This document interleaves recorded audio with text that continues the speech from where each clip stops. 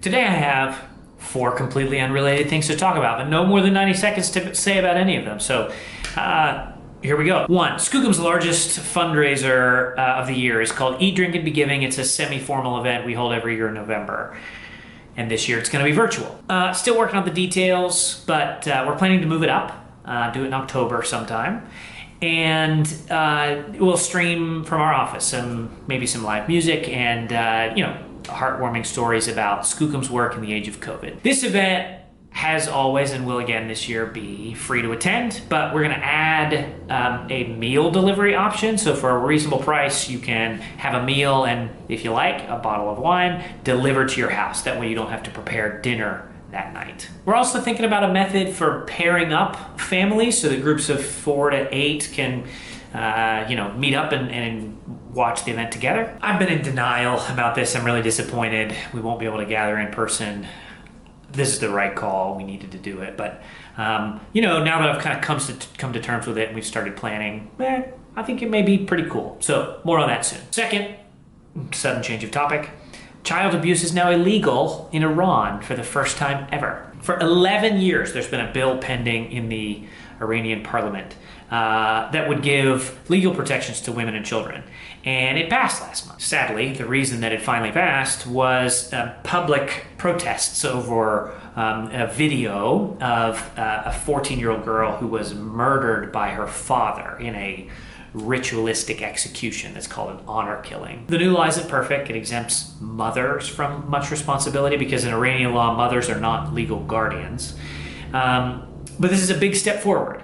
I am both, heartened by the progress and disappointed that it took such a tragedy to bring it about. And this is how, unfortunately, child welfare progress is usually brought to pass. It is a story that lurches forward, often as a result of, in response to terrible tragedy. 3, there is a new treatment for FASD. Researchers at the University of Minnesota have published some really encouraging results of a study on a potential treatment for fetal alcohol spectrum disorder, FASD. We teach all about FASD in our class for new foster parents. It is the disorder that results when children have prenatal exposure to alcohol. Symptoms include behavior problems, compromised short-term memory, and some trouble problem solving.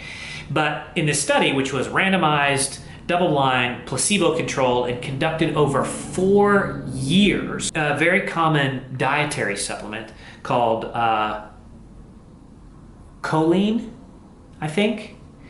Anyway, it produced a significant reduction in FASD symptoms. This is awesome because there has never been a proven medical intervention for FASD, really. So one showing so much promise that's so common already is just a really big breakthrough. And 4, Yakima.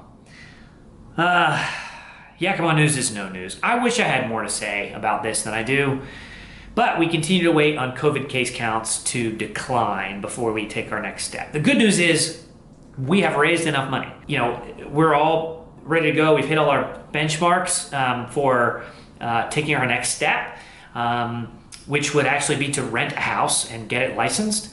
But we can't go forward until the COVID situation in Washington generally improves. So here's to hoping that happens soon. There you have it. Eat, Drink, and Be Giving, child welfare in Iran, FASD treatment, and Yakima. See you next week.